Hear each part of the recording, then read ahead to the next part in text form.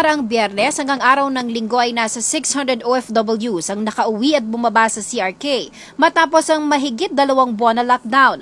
Unang bumaba sa paliparan itong Biyernes ang 262 na pasahero ng Emirates Airlines mula sa Dubai.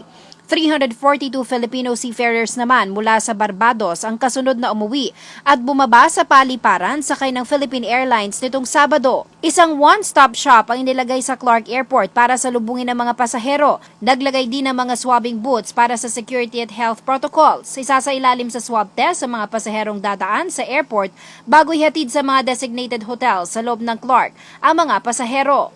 Hihintayin ng mga OFWs ang resulta ng COVID-19 test sa loob ng 5 araw bago sila pahintulutang makauwi sa kanilang pamilya ayon kay National Action Plan Against COVID-19 Deputy Chief Implementer and Basis Conversion and Development Authority o BCDA President and CEO Vince Dizon. Ang one-stop shop sa Clark ay kolaborasyon ng Luzon International Premier Airport Development o Lipad Corporation, BCDA at Clark Development Corporation o CDC, kasama ang Bureau of Quarantine, Department of Foreign Affairs, Department of Tourism, Overseas Workers Welfare Administration, Philippine National Police at Department of the Interior and Local Government. Ayon kay Lipad Corporation Chief Executive Officer Biyong Chungkungko, asahan na sunod-sunod na ang pagdating ng mga repatriated OFWs kung saan 4 pang flight ng Philippine Airlines ang darating sa mga susunod na linggo.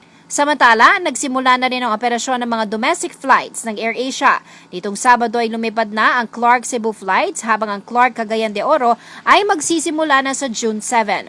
Ang Clark Puerto Princesa sa June 11 at ang Clark Davao naman sa June 13. Jennifer Salenga, CLTV News.